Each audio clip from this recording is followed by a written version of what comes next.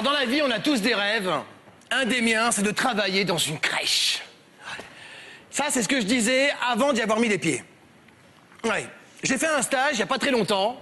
Le premier jour, décontracté, heureux, inconscient, j'entre.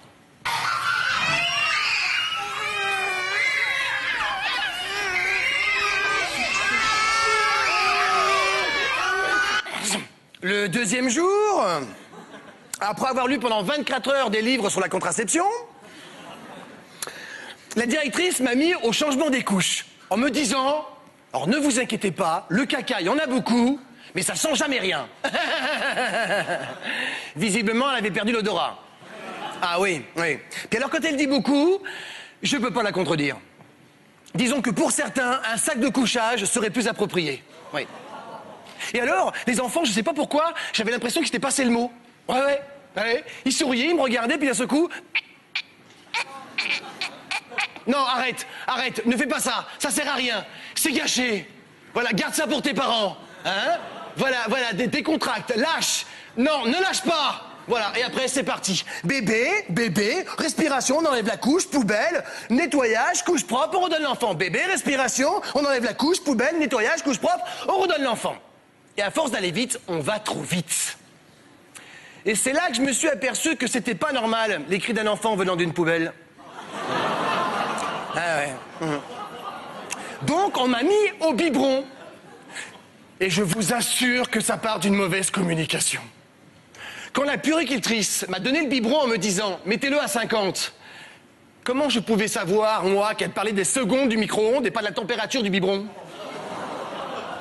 Bon, heureusement, hein, c'est elle qui l'a testé sur sa main avant. Elle s'est brûlée.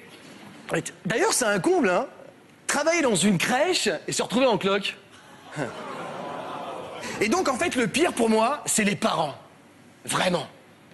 Oui, bonjour madame, votre fille? Oui, c'est laquelle? Celle qui pleure. Vous n'avez pas un autre indice? Oui.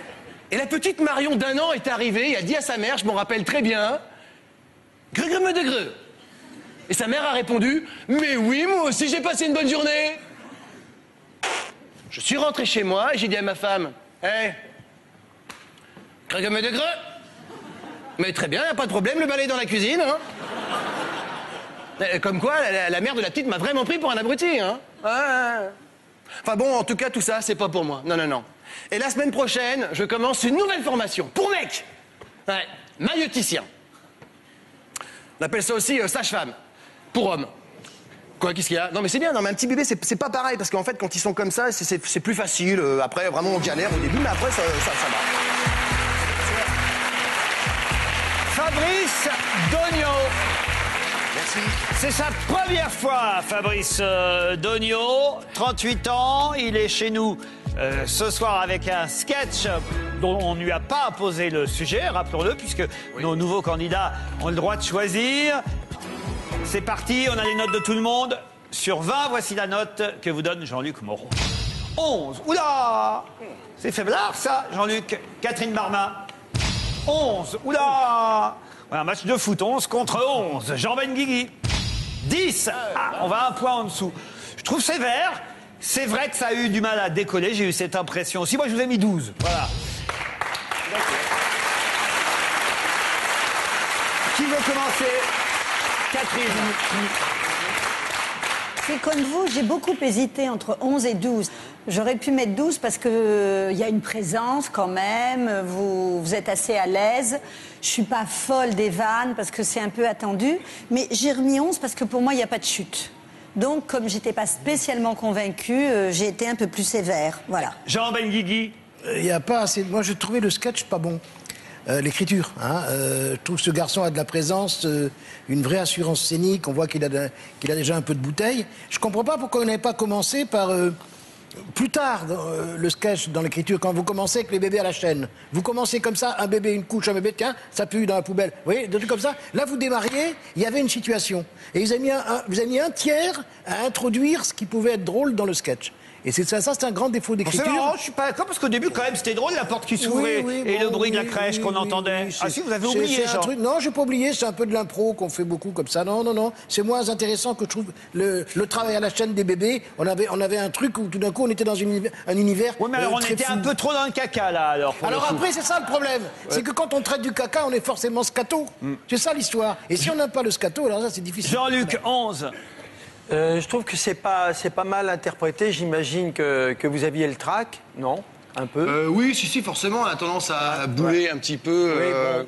Je pense qu'à l'avenir, il placera mieux son travail s'il revient, ce que je lui souhaite. Oui, c'est ça. En revanche, je trouve que le texte est vraiment pas bien. J'ai trouvé tout attendu, tout téléphoné. Je trouvais que sur le sujet, il y avait des choses plus drôles. C'est évident quand on parle d'une crèche, c'est le bruit, le caca, le pipi et le vomi.